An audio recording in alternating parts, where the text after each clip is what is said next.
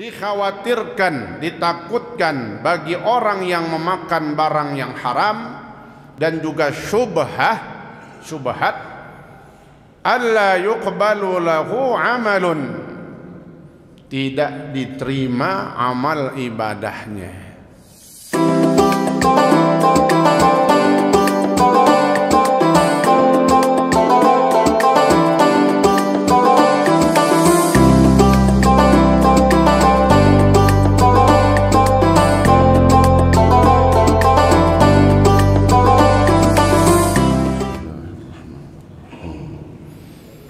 Assalamualaikum warahmatullahi wabarakatuh. Alhamdulillah wa syukrulillah, pada pagi hari ini atas izin Allah kembali kita melangkahkan kaki kita, lalu kita duduk bersama di salah satu taman syurganya Allah Subhanahu wa ta'ala. Maka kita yakin yang kita lakukan dengan duduknya kita di majlis ilmu, majlis yang paling mulia, duduknya kita di tempat yang paling afdalu biqa'il ardi masajiduha.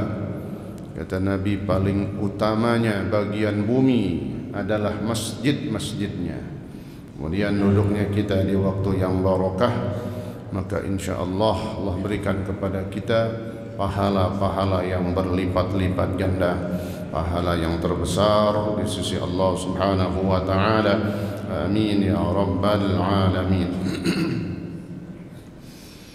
Mari kita lanjutkan pelajaran kita dalam kitab Hadis Arba'in Nawawi.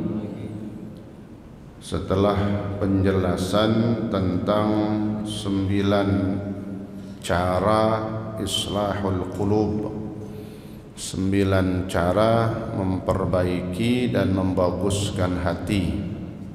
Karena kata Nabi yang terakhir, idza salahat salahal jasadu kulluh, wa idza fasadat fasadal jasadu kulluh, ala wahiyal qalbu. Apabila bagus itu hatinya, maka baguslah semua yang terpancar dan keluar dari anggota tubuhnya. Dan apabila rusak, jelek itu hatinya, maka rusak pula semua yang keluar dari anggota tubuh dan panca inderanya. Ala wahiyal qalb, kata Nabi, ketahuilah itulah hati.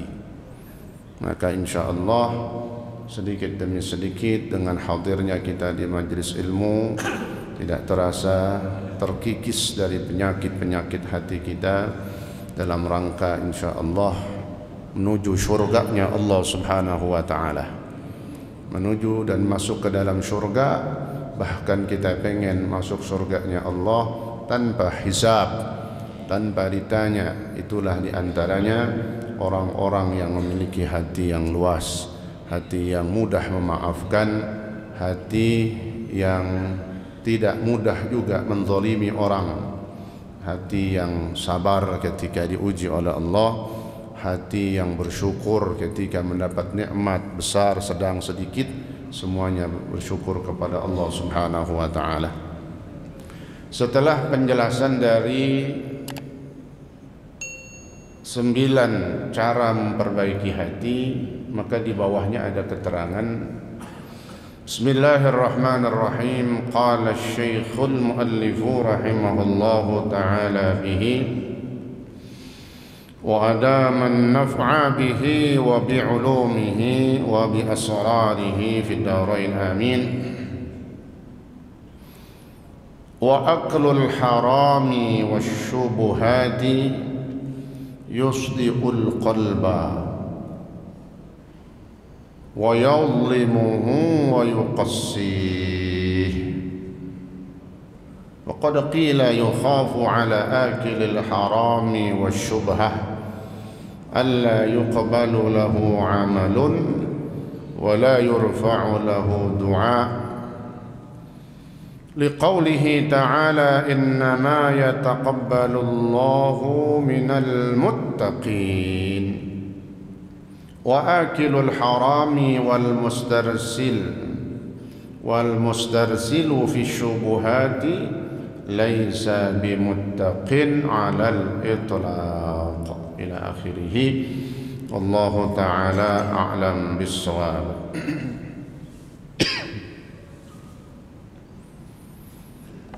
Maka kata Syekh yang mengarang daripada kitab Jawahirul Ulu'iyah, Muhammad bin Abdullah Al-Jurdani atau Al-Jurdani Ad-Dimyati, wa aklul haram wa syubuhat yusdi'ul qalba wa yadlimuhu wa yuqassih. Bahaya dari memakan harta yang haram, barang yang haram, sesuatu yang haram. Bahayanya apa? Wa aklul haram, dan memakan barang yang haram.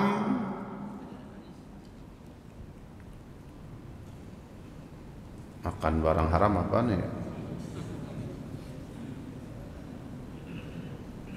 Makan duit masjid haram gak?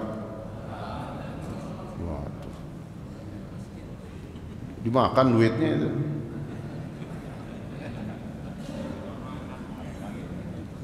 Ya, insyaallah kita dikit-dikit perbaiki kepengurusan daripada masjid-masjid dan musalla kita, ya, sebab itu bagian dari naw'un minal haram, sesuatu yang diharamkan.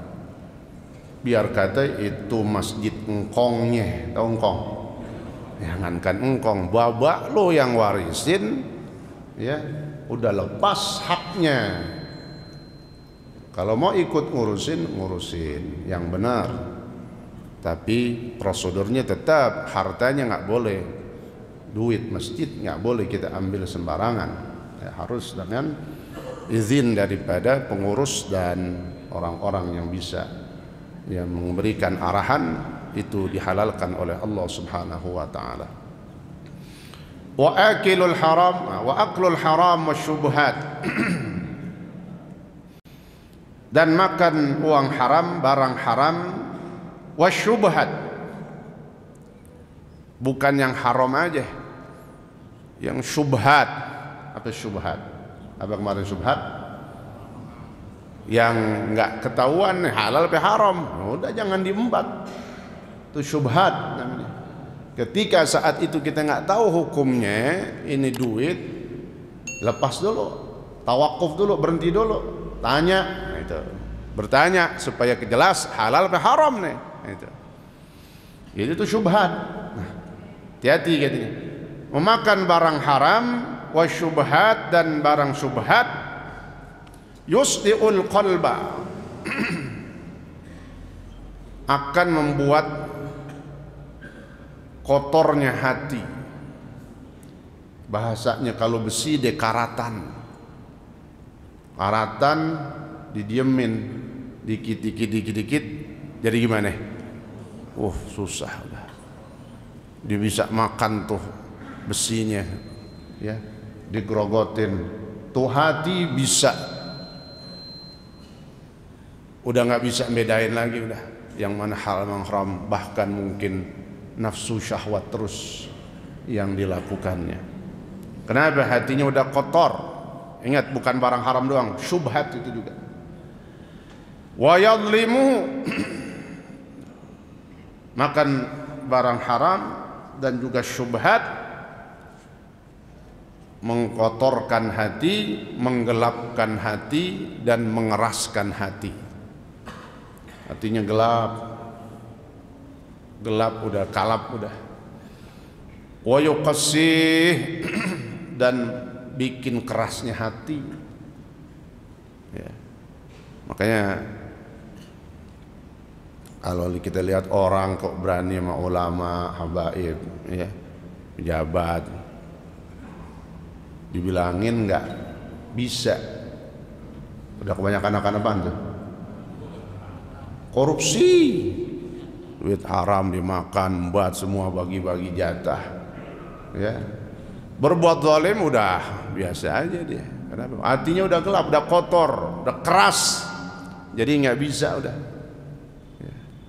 mau dinasehatin juga, panggil ustadz, kiai, ya kiai yang ceramah yang lempeng-lempeng doang, ya berani ceramah di situ, dia nasehatin tuh pejabat, ya aparatnya.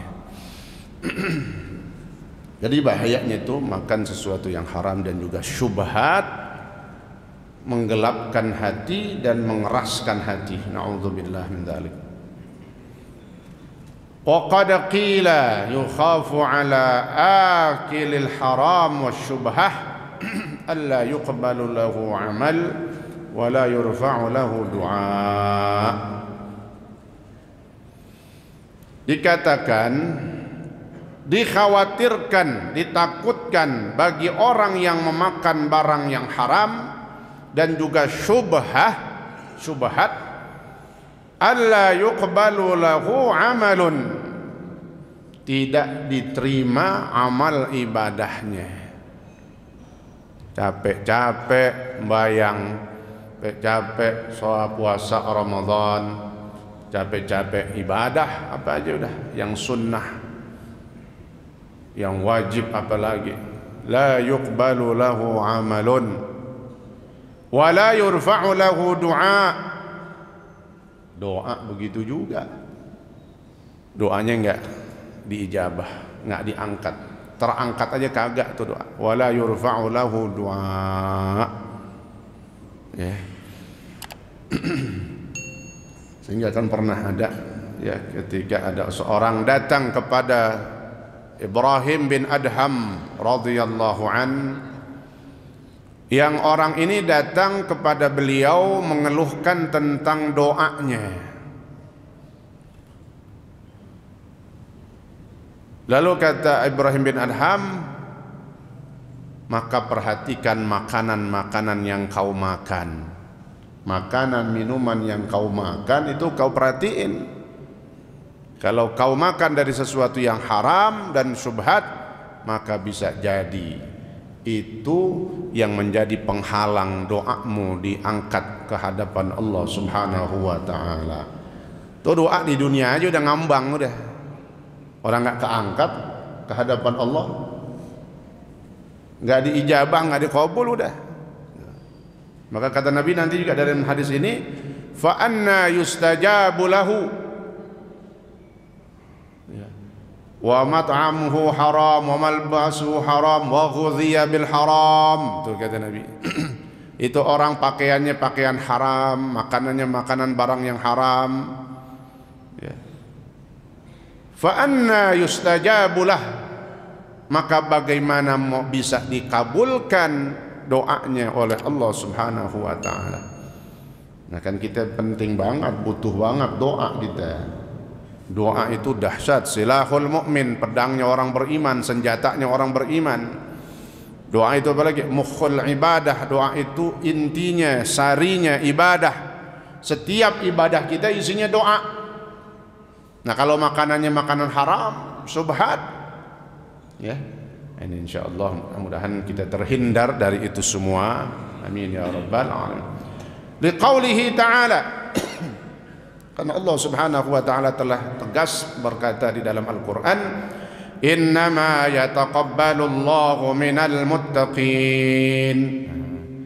Dari mana keterangan tadi bahwa amal ibadahnya orang yang makan barang haram syubhat nggak diterima oleh Allah, doanya nggak diterima oleh Allah? Nih langsung di dalam surah Al-Maidah ayat 27, innama yataqabbalu Allahu minal muttaqin. Sungguh Allah hanya menerima dari orang-orang yang bertakwa. Amal ibadah doa yang diterima oleh Allah adalah amal ibadah yang dilakukan oleh orang yang bertakwa. Wa akilul haram wal mustarsil fi syubuhat laisa bimuttaqin 'alal itlaq. Sedangkan orang yang makan barang haram dan melepas dirinya untuk mengkonsumsi sesuatu yang syubhat, laisa bimuttaqin 'alal itlaq, maka itu bukan orang yang bertakwa secara mutlak. Ya, na'udzubillah min dzalik. Wa qala Abu Dzar radhiyallahu an, kata sahabat Nabi yang bernama Sayyidina Abu Dzar Al-Ghifari radhiyallahu an. Ini ucapan beliau. Kalau ucapan sahabat namanya athar. Kalau ucapan Nabi, ucapannya Rasulullah namanya hadis atau akhbar. Hampir sama, hadis, akhbar itu sama. Ucapan, perbuatan, sifat dan ketetapan dari Rasulullah sallallahu alaihi wasallam. Nah, kalau ucapannya para sahabat namanya athar. Kata Abu Dzar Al-Ghifari, tamamut taqwa ay yattaqillaha al-'abdu bitarki ba'dil halal makhafata ay yakuna haraman. Kata Abu Dzar Al-Ghifari, kesempurnaan takwa itu adalah ayat taqillahal abdu. Seorang hamba dia bertakwa kepada Allah. Ya, kesempurnaan takwa itu gimana? Seorang hamba dia takut kepada Allah dengan apa? Meninggalkan sebagian yang halal karena takut terjerumus dalam sesuatu yang diharamkan. Yang halal tapi enggak sepenuhnya diambil. Maknanya ketika ada yang halal dia enggak makan itu sepuas-puasnya. Itu maknanya tarku ba'dil halal. Kalau orang awam kan kadang pahamnya lain. Mumpung halal enggak. Ya. Ini kalau mau dikatakan sempurna takwa kita. Ya minimal kita udah tahu ini penjelasan dari ulama, maka insya Allah kapan-kapan kita bisa melaksanakan dan meningkatkan takwa kita kepada Allah Subhanahu wa taala. Wa ruya ana Abu Bakr As-Siddiq radhiyallahu an, diceritakan katanya Sayyidina Abu Bakar As-Siddiq radhiyallahu an,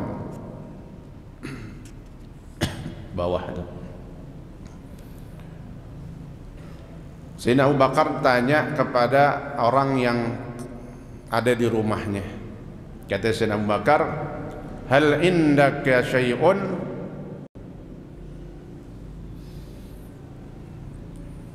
kamu punya makanan enggak? Dinanya. Faqala na'am qit'atu lahmin. Ada. Wahai Sayyidina Abu Bakar, ada nih makanan apaan? Sepotong daging. Ya udah, kata Sayyidina Abu Bakar, ishwiha wa hatiha. Panggang dah, kalau udah kelar bawa kemari. Ishwiha wa hatiha. Ini namanya apa? Daging bakar ya. Andakar begitu. Menjadi iklan. Kalau didengar dia kudu bayar restoran kan gitu. Ishwiha wa hatiha, bakar nih, panggang. Kalau udah kelar bawain ke saya. Falamma akalaha qala lahu al-ghulam, kelar dipanggang dibawain dah ke hadapan Sayyidina Abu Bakar As-Siddiq. Langsung aja dimakan sama Sayyidina Abu Bakar, dimakan, bismillahirrahmanirrahim, makan. Ketika selesai dimakan, berkata nih al-ghulam, bisa diartikan orang yang kerja di rumahnya, bahasa kita pembantu kali ya. Pembantunya ngomong, malak ma sa'alta anha ala adatika, bahwa kejadian yang terjadi ini enggak seperti biasanya. Sehingga pembantunya bertanya, kenapa engkau wahai Sayyidina Abu Bakar ma sa'alta anha ala adatika, kau kok tumben kagak nanya-nanya dulu seperti kebiasaan sebelumnya? Tuh daging dari mana, hasilnya dari mana, siapa yang kasih?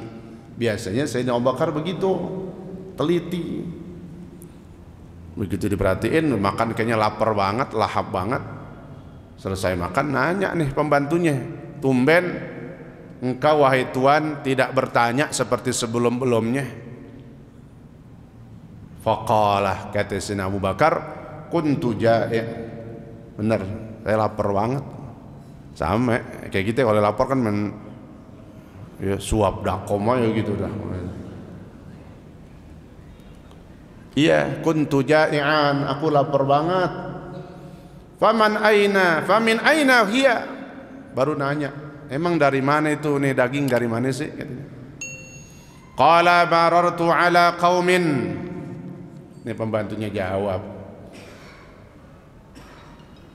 ini makanan saya waktu lewat di satu acara resepsi orang-orang jahiliyah, lagi resepsi, ya saya masuk aja.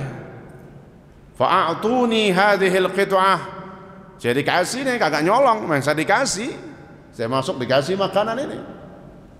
Faqama Abu Bakr radhiyallahu an wa lam yazal yataqaya hatta akhrajaha.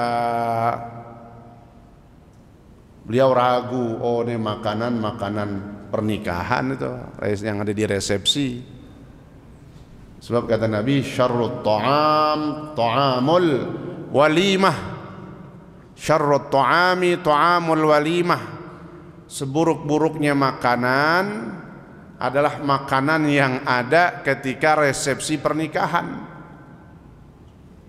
Maksudnya apa itu? Ada keterangan hadis itu, lihat keterangan Syekh Ibn Alan dalam kitab Dalilul Falihin. Kalau di situ dalam resepsi yang ada perbedaan antara tamu, ya, ini orang miskin tamunya nggak diundang, jangan. Makan siapa aja dah, ya, umum semuanya, siapa aja diundang. Ya, jangan bahasanya undangannya kelas pejabat doang semuanya. Nah, itu makanan paling buruk, ya. Nah, karena takut dengar hadis Nabi seperti itu, ini termasuk makanan yang nggak berkah katanya. Padahal kan dikasih, ya, kita makan, kita hadir datang makan, ya. Tapi tadi itu kalau bisa kita bikin acara rata, ya, siapa aja diundang. Jangan ada perbedaan antara kelompok ataupun manusia. Sebab apa? Dalam kitab Ta'limul Muta'allim, kalau ada makanan enak banget, lalu ada orang miskin lewat, itu orang miskin doa dia. Itu takutnya di situ. Ya Allah, gua nggak diundang katanya. Gue sumpahin tuh makanan, doh hati-hati, ya. Takutnya ada doa-doa orang yang dari kelompok bawah, mana kelompok bawah, du'afa. Karena orang du'afa yang harus kita gaul dengan mereka, yang kita harus ajak dah kalau bisa, nah, undang juga makan supaya makanannya berkah.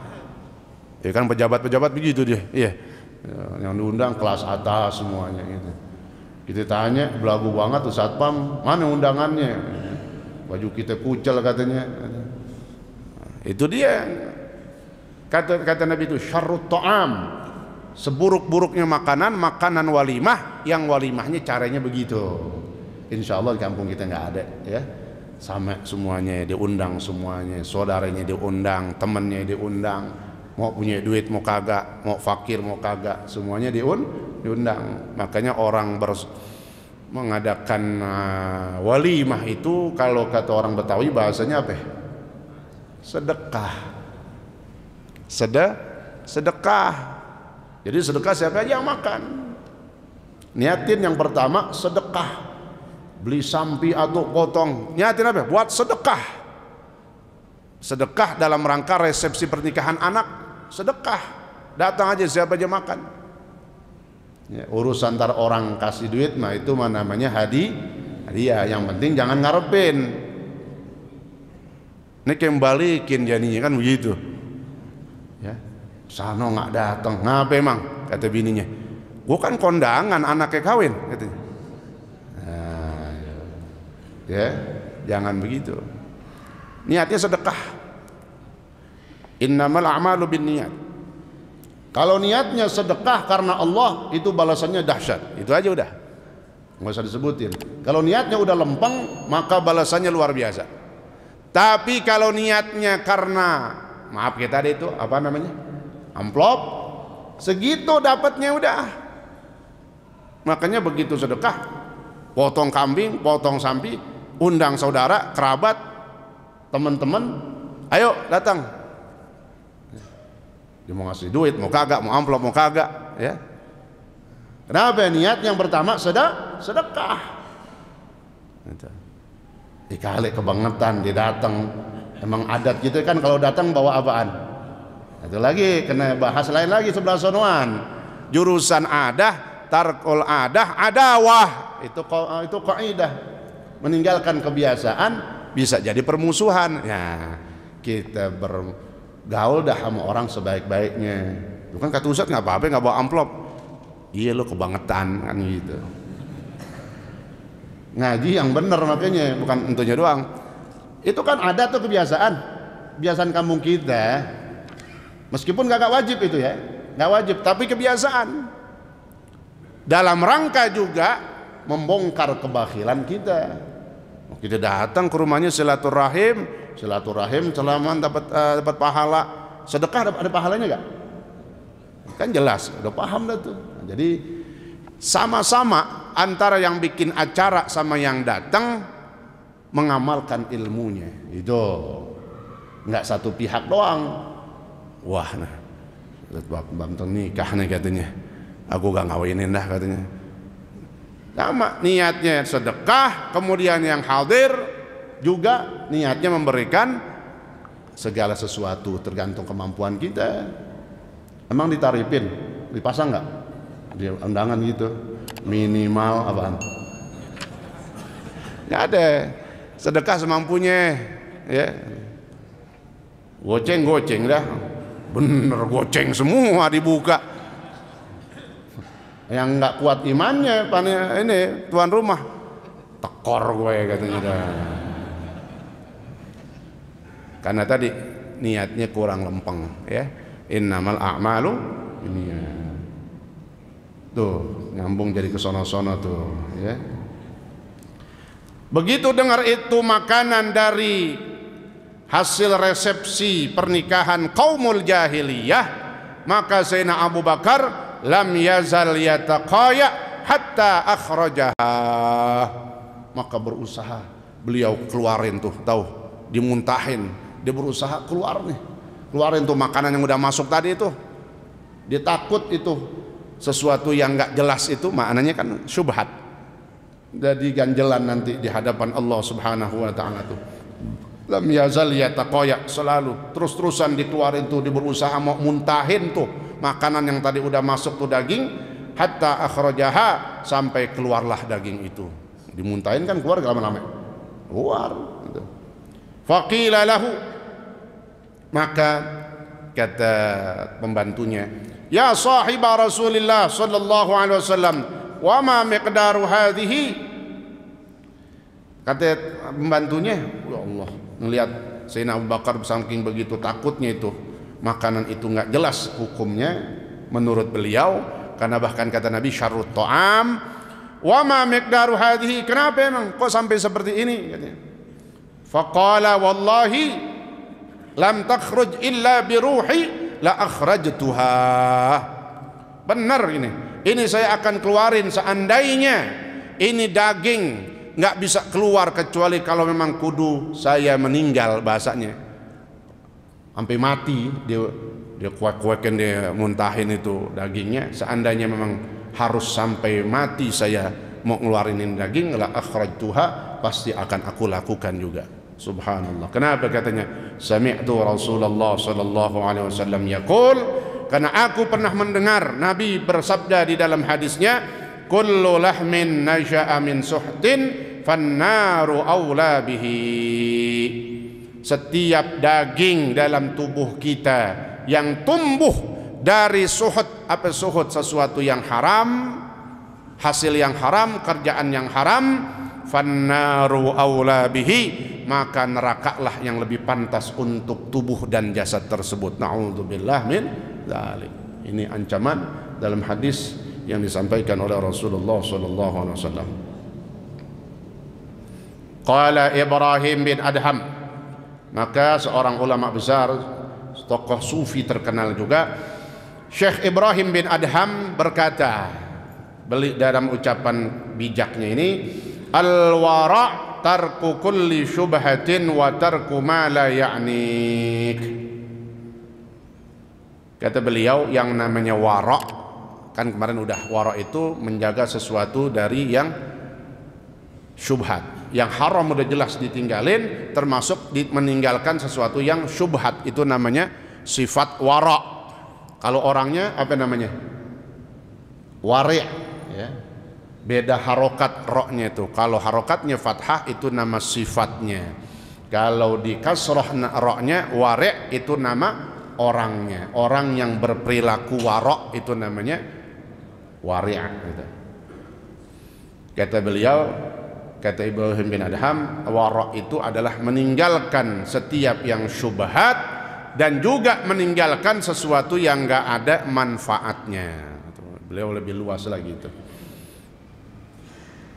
Wa ruwiya an Abi Hurairah radhiyallahu anhu anna Rasulullah sallallahu alaihi wasallam qala, Sayyidina Abu Hurairah radhiyallahu an meriwayatkan satu hadis, kata beliau apa? Sesungguhnya Rasulullah sallallahu alaihi wasallam bersabda, ini kata Nabi, kun wari'an takun a'badan nasu.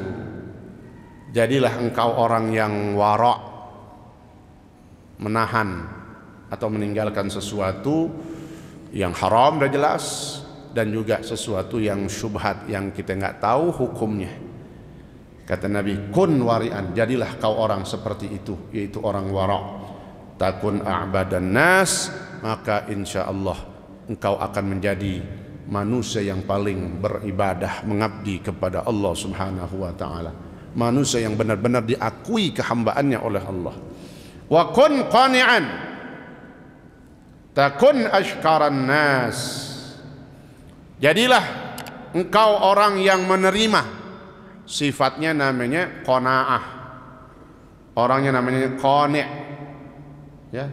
Qanaah itu menerima. Kalau kata orang Jawa apa namanya?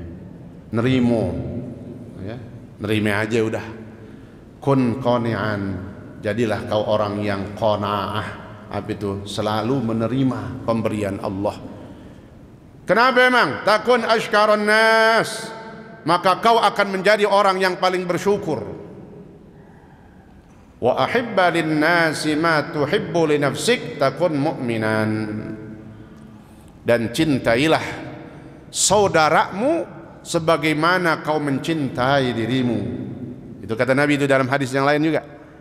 La yu'minu ahadukum hatta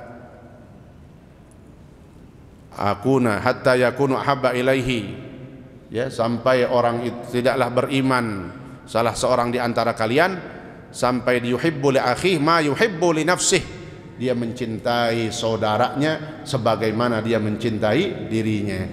Kita sayang sama diri kita, nggak mau ngelukain diri kita, sama orang lain saudara kita juga jangan kita lukain, jangan kita zalimin sebagaimana kita nggak mau menzalimi diri kita sendiri. Itu maknanya. Cintailah orang sebagaimana kau mencintai dirimu. Takun mu'minan, maka engkau akan menjadi orang yang beriman. Wa ahsin mujawarata man jawarak takun musliman. Apa lagi kata Nabi? Ini adab bertetangga. Apa katanya? Ahsin mujawarata man jawarak. Berbuat baiklah kepada tetangga yang engkau bertetangga dengannya. Pak, tuh, ya, bertetangga kudu kendor gitu. Ada seorang ulama, rumahnya banyak tikus. Orang alim, rumahnya banyak tikus. Yang di bawah, yang di loteng, itu siwar-siwaran tuh tikus. Satu hari ada kawannya lagi main ke rumahnya, ya. Kata kawannya, dia lihat nih rumah tikus mulu nih. Wahai temanku, katanya, wahai orang alim syekh, katanya, kenapa kau nggak taruh aja kucingnya di rumah? Kalau ada kucing kan diapain? Habis tuh terus kejar-kejar, ya, Mickey Mouse kan gitu, Tom Jerry kan gitu. Nggak ada kucing, nggak ada tikus lagi di atas juga. Taruhin dah kucing, aman insya Allah. Tikus nggak ada yang berani masuk, dikejar, dicecer sama dia. Apa jawabannya? Kemana dia ntar, katanya? Kata si ini, kalau dia nggak ada di rumah saya, dia kemana? Dia paling ke sebelah. Mana sebelah? Tetangga. Apa jawabannya? Daripada saya menyakiti tetangga saya dengan dia kerepotan, kesusahan dengan adanya tikus yang pindah dari rumah saya, mendingan ya rindah saya tanggung aja begini. Ya Allah. Sama gak sama kita? Sama gak sama kita? Kalau kita dapat usul dari teman kita, gue baru kepikir, bener katanya, ya udah besok gue taruhin kucing 11. Tanggung-tanggung, udah sewot banget, tikus banyak banget, di atas 4, ya, di bawah 7, katanya, 11 kucing, katanya. Benar nih pendapat lo, katanya.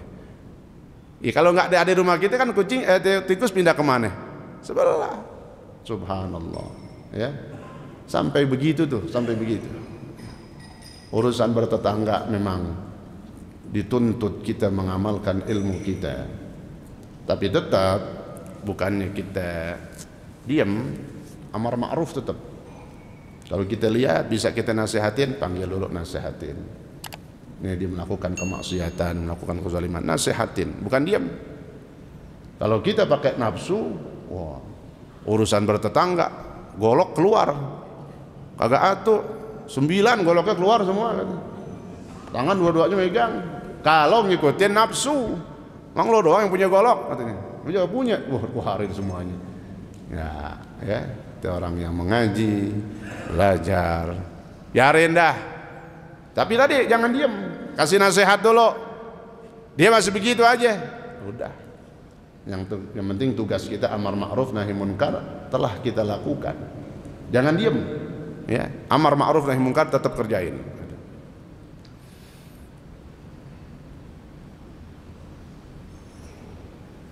Yang terakhir, wa aqilla ad-dhahik fa inna kathrat ad-dhahik tumitul qalba.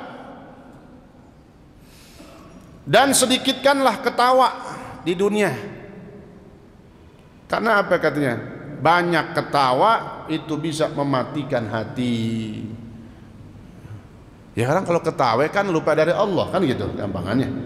Sedangkan kita diperintahkan mengingat Allah, berzikir. Bukan nggak boleh ketawa, bukan nggak boleh bercanda, tapi jangan keseringan, ya.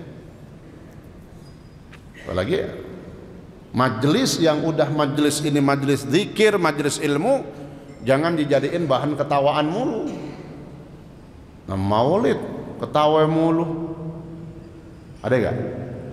Maulid ketawa mulu, ya. Itu jangan panggil ustadz, lenong aja.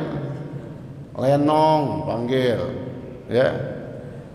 Kenapa? Itu mencidrai majelis ilmu, majelis yang paling mulia, ya. Kalau mau manggil dia boleh panggil, nongkrong dah, jurusannya jangan di masjid, kongkok no mana di rumah pohon, panggil dia dah, cerita sampai bebusa, biarin aja situ, ya. Nah, ini majelis ilmu, majelis yang istimewa, majelisnya Rasulullah. Karena di sini ada dakwah, mengajak supaya masuk ke dalam hati, kemudian pulang dari sini ada yang dia takutkan, ditambah takut kepada Allah. Ada yang dia pengen tambah dari ibadahnya. Itu manfaat majelis ilmu. Waqila. Ini sampai jam berapa nih? Kagak bunyi nih bel. Adik terminal, siapa yang udah ketinggalan tuh naik kereta tadi itu? Ya, ada bunyi terminal itu. Kayak di stasiun. Inna Allah auha ila Musa ibn Imran sallallahu wasallamu alaihi la yataqarrabu illa yal mutaqarribun bimithlil wara. Kata Allah kepada Nabi Musa, la yataqarrabu ilayya, kata Allah apa? Wahai Musa, seseorang tidak bisa mendekatkan diri kepadaku semisal orang yang sangat menjaga sifat waroknya. Jadi berusaha gitu, dikit-dikit agak banyak ya, belum bisa banyak, belum bisa full, berusaha menjaga yang kita dapat itu, kita tahu dulu kejelasannya. Seandainya itu syubhat, maka tahan dulu gitu. Qala al-Hasan mithqalu dzarrah. Terakhir,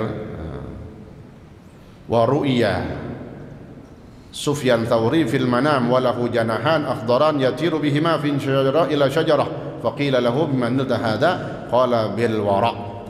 Sufyan Ats-Tsauri, seorang tabi'in yang hidup pada tahun 96 Hijriah. Itu Sufyan Ats-Tsauri. Setelah wafatnya beliau, ada orang soleh bermimpi, mimpi ketemu beliau dalam mimpinya. Ini orang yang mimpi ketemu Sufyan Ats-Tsauri, dilihat Sufyan Ats-Tsauri itu lagi terbang-terbangan. Tahu terbang? Dari pohon satu pindah ke pohon yang lahu janahan akhdaran yatiru bihima. Tuh Sufyan Ats-Tsauri punya dua sayap yang berwarna hijau, sehingga dengan dua sayap itu dia bisa terbang kayak burung kan gitu. Dalam mimpi itu lihat Sufyan Ats-Tsauri lagi terbang dengan dua sayapnya yang berwarna hijau. Itu maknanya apa? Bebas. Orang beriman ini ruhnya kemana aja, nggak terkekang lawannya orang kafir. Kalau orang kafir begitu mati ruhnya langsung dipendem, maka susah selama-lamanya, terus dia gelap selama-lamanya. Tapi orang beriman ruhnya bebas, yatir seperti burung. Maka ditanya, orang mimpi ini nanya kepada beliau langsung, bima nilta hadza wahai Syekh Abu Sufyan Ats-Tsauri, dengan sebab apa kau mendapatkan keistimewaan ini? Qala bil wara, dengan sebab aku bersifat wara, menjaga sesuatu, tidak memakan barang yang haram, juga termasuk di dalamnya meninggalkan yang syubhat. Insyaallah, mudah-mudahan Allah jadikan ilmu kita manfaat fid dini wa dunya wal akhirah. Amin ya rabbal alamin. Insyaallah pertemuan yang akan datang masuk di dalam hadis yang ketujuh ya. Wallahu taala a'lam bissawab. Al-Fatihah.